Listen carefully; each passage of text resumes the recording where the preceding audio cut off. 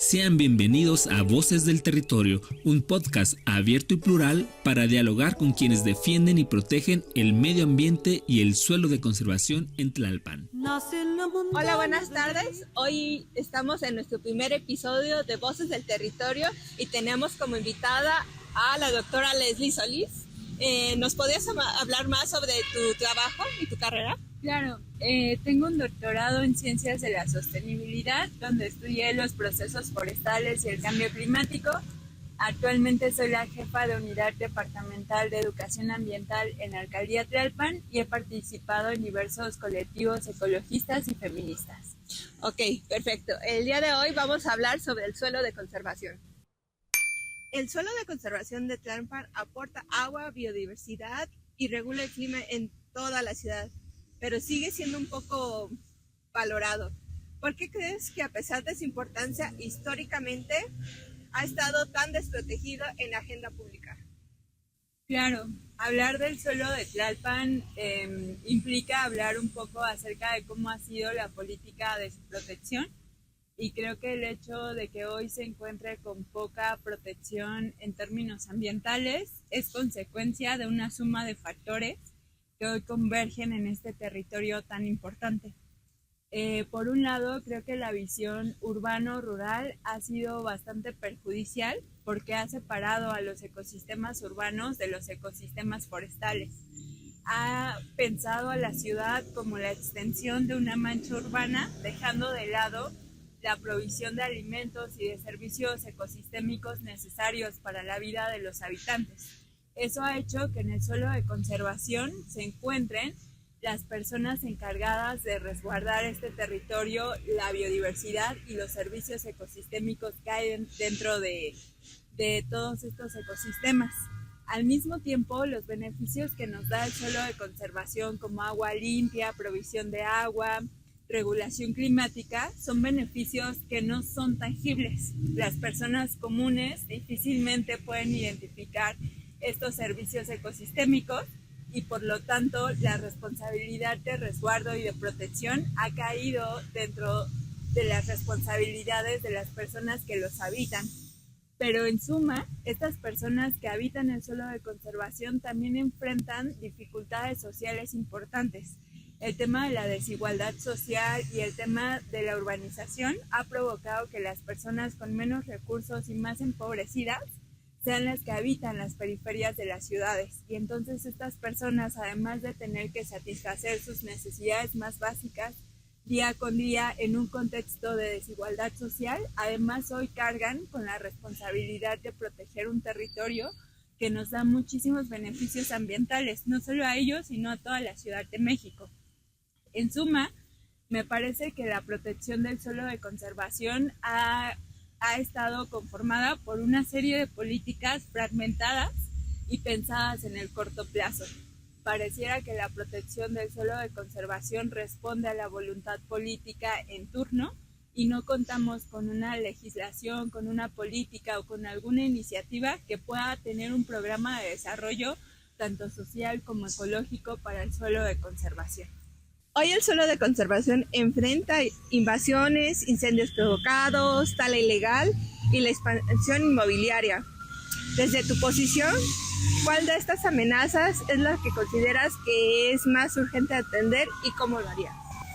Las amenazas que enfrenta el suelo de conservación pueden estar en dos niveles. Por un lado tenemos las amenazas locales, que tienen que ver con una desigualdad estructural de largo plazo, y por otro lado tenemos las adversidades que podemos enfrentar por parte del sistema climático global. En el corto plazo, las incidencias que han requerido una mayor atención por el grado de magnitud que representa para el suelo de conservación han sido el tema de los asentamientos urbanos y el tema de la tala ilegal y comercialización no legal, tanto de recursos maderables como de recursos no maderables. Creo que estas acciones son las principales amenazas hoy del suelo de conservación, pero es importante entender que estas amenazas no son aisladas, sino que son consecuencias de una amenaza todavía más grande y más estructural, que es la el debilitamiento de la gobernanza en estos territorios. Poder tener sistemas de aprovechamiento en el suelo de conservación que permitan la vida de las personas que los habitan, la provisión de servicios urbanos, la protección de la biodiversidad, requiere fortalecer los procesos de gobernanza que se viven en estos territorios. Y eso es algo que se ha dejado de lado en la cuestión ambiental. Creo que necesitamos fortalecer estos núcleos y estos tejidos sociales que hoy resguardan ya por sí mismos el suelo de conservación. Muchas veces la ciudadanía ve estos problemas como lejanos. ¿Qué consecuencias concretas enfrentaría la población de la Ciudad de México si el suelo de conservación desaparece o se degrada aún más? Claro, una de las principales amenazas del suelo de conservación son los procesos climáticos globales. Gracias a que tenemos el suelo de conservación en la Ciudad de México, la ciudad puede tener resiliencia ante este cambio climático global que tenemos. Si perdiéramos el suelo de conservación, las consecuencias serían que el agua que necesitamos para todas las actividades de la Ciudad de México sería muchísimo más cara de lo que hoy es, porque tendremos que invertir muchísimos millones de pesos en tecnología para poder acceder al agua, y eso no garantizaría que todas las personas tuviéramos acceso al agua. Por otro lado, el suelo de conservación es un importante filtrador de contaminación. Sin el suelo de conservación, lo que tendríamos sería una ciudad muchísimo más contaminada, en donde las enfermedades respiratorias cobrarían más vidas de lo que hoy ya cobran. Además de eso, muchos de los alimentos que hoy consumimos en la ciudad provienen de los campos de cultivo del suelo de conservación. Si los perdemos, estaríamos casi de inmediato en un proceso de insostenibilidad alimentaria, lo cual pondría en alta vulnerabilidad a los más de 28 millones de personas que habitamos la Ciudad de México. En suma a todo eso, si perdemos el suelo de conservación, lo que tendríamos sería una mancha urbana extendida con todas las problemáticas que ya tienen las megaciudades. Ciudades donde la falta de agua, la falta de alimentos, la falta de áreas verdes están teniendo repercusiones en la calidad de vida de las personas, en cómo se sienten, incluso en el desarrollo mental de las siguientes generaciones. La educación ambiental suele quedarse en talleres escolares y campañas de corto alcance. ¿Cómo podemos pasar de la información a una verdadera conciencia crítica y acción ciudadana para defender el territorio? Creo que parte de la responsabilidad que tenemos como educadores ambientales tiene que ver con cómo nos relacionamos con las personas que hoy ejercen la gobernanza en el suelo de conservación. Creo que además de brindar información, de poner de forma disponible todo lo que hoy sabemos sobre el cambio climático, sobre los ecosistemas, es muy importante fortalecer los procesos de confianza y de empatía con las personas que hoy gestionan los territorios. Creo que tenemos que incluirlas como parte de los proyectos que vamos desarrollando. Eso implica, por ejemplo, tener metas en común. Eso implica tener confianza en ambas partes o hacia todas las partes que están colaborando, y eso implica también dar un acompañamiento a largo plazo. Las metas en términos ambientales son metas que no pueden pensarse en el corto plazo y no pueden pensarse incluso ni siquiera a nivel local. Tenemos que pensarnos como parte de un ecosistema global que enfrenta dificultades y con los cuales podemos tener muchísimos aliados. Entonces, la educación ambiental pretende poder generar un pensamiento crítico, un pensamiento de apropiación, un pensamiento que nos permita tener procesos sistematizados, comunitarios, de confianza, que logren la protección en el corto, mediano y largo plazo. ¿Cómo crees tú que las comunidades y la ciudadanía puedan incidir en las decisiones de la alcaldía o el gobierno para asegurar una gestión más justa y participativa del suelo de conservación? Creo que los colectivos que hoy ya están desarrollando actividades en el tema ambiental necesitan espacios de encuentro que les permitan tejer alianzas y fortalecer las metas en común. Creo que necesitamos espacios que nos permitan decidir sobre los territorios que habitamos.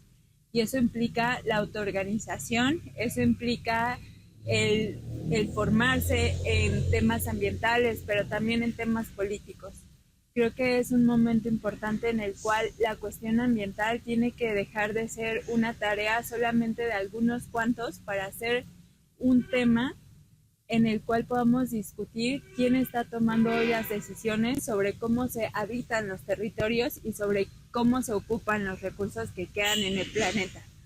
Creo que la única forma de tejer una red amplia de guardianes, de protectores o de colectivos en el tema ambiental pasa por tener espacios de encuentro, espacios de formación y espacios que nos permitan fortalecer alianzas desde lo local con una perspectiva global y a largo plazo. Muchas veces las comunidades campesinas, ejidales o los vecinos son los que defienden el territorio, mientras que las autoridades no siempre actúan con la misma contundencia.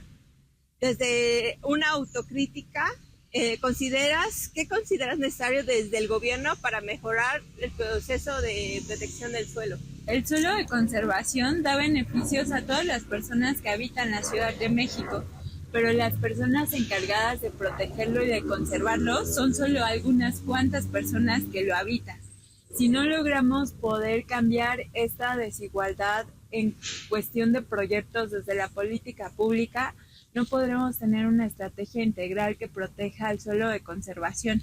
Necesitamos que todas las personas que habitamos la Ciudad de México y que somos beneficiadas con los servicios ambientales que nos provee, tengamos parte y formemos parte de esta estrategia organizada y colectiva de protección hacia el suelo de conservación. Es momento en el cual pensemos en un proceso socioecológico que nos permita pensar en el largo plazo e involucrar a todos los habitantes de la Ciudad de México como guardianes y protectores del suelo de conservación. Al mismo tiempo, necesitamos generar procesos de acompañamiento para los ejidatarios y comuneros que hoy ya están protegiendo el suelo de conservación. Frente al escenario de la crisis climática y la creciente mancha urbana, ¿qué crees que acciones concretas deben tomar las y los habitantes de la Ciudad de México para convertirse en defensores activos del suelo de conservación? Frente a la crisis climática, creo que hay que actuar en dos sentidos. Primero, atender las amenazas más inmediatas que ya estamos visualizando como consecuencia del cambio climático y por otro lado, generar procesos de adaptación para los nuevos ecosistemas y los nuevos climas que va a traer consigo el cambio climático. En este sentido, creo que es una tarea primordial de toda la Ciudad de México poder tener una alternativa ante el proceso brutal de urbanización que tenemos en este momento. Pareciera que asociamos el tema de la creciente mancha urbana como una cosa de bienestar social. Y aunque claramente nos da acceso a muchos servicios y facilita muchos temas, la urbanización debe repensarse y necesitamos hacer un replanteamiento de las ciudades que hoy tenemos. Si no hacemos eso, será muy difícil que podamos conservar el suelo de conservación de la Ciudad de México. Al mismo tiempo, necesitamos fortalecer las brigadas comunitarias que hoy previenen y combaten los efectos del cambio climático, como son los incendios forestales o como son, por ejemplo, los temas de inundaciones que acabamos de tener recientemente en la Ciudad de México. Necesitamos crear brigadas que nos permitan este proceso de adaptación. Por otro lado, también necesitamos disminuir las presiones que tiene el suelo de conservación. Eso quiere decir que necesitamos en la Ciudad de México pensar en sistemas alimentarios que puedan lograr una soberanía alimentaria en la Ciudad de México. Pensar en huertos urbanos y en espacios que nos sirvan para cultivar nuestros alimentos disminuiría las presiones que hoy tiene el suelo de conservación. Por otro lado, creo que es importante hacer una campaña masiva sobre todos los beneficios que tiene el suelo de conservación. No es posible que hoy solamente algunas cuantas comunidades sean las responsables de protegerlo, cuando todas y todos somos beneficiarios de los servicios ambientales que provee el suelo de conservación. Si tuvieras que dejar un mensaje claro y directo a quienes escuchan este podcast, ¿cuál sería la urgencia y el compromiso que quieren transmitirle para que se sumen a esta defensa? El suelo de conservación no es un lujo verde. El suelo de conservación es el agua que bebemos, es el aire que respiramos, es la biodiversidad y el bienestar que sentimos cuando caminamos un área verde. No podemos dejar que los guardianes del suelo de conservación sigan siendo solamente algunos cuantos. Todas las personas que habitamos las ciudades y en específico la Ciudad de México tenemos que ser parte de este resguardo porque somos capaces y tenemos el derecho de decidir sobre los territorios y los recursos que utilizamos para vivir. Entonces el mensaje es simple pero es urgente. Necesitamos informarnos, involucrarnos y generar un poder de decisión colectivo que nos permita resguardar y proteger los territorios que hoy sustentan la vida en la Tierra. Ok, Leslie, muchas gracias. Gracias por escuchar Voces del Territorio, un proyecto comunicacional de la JUT de Educación Ambiental de la Alcaldía Tlalpan. Nos escuchamos en nuestro próximo capítulo. Nace en la montaña, deleita el viento.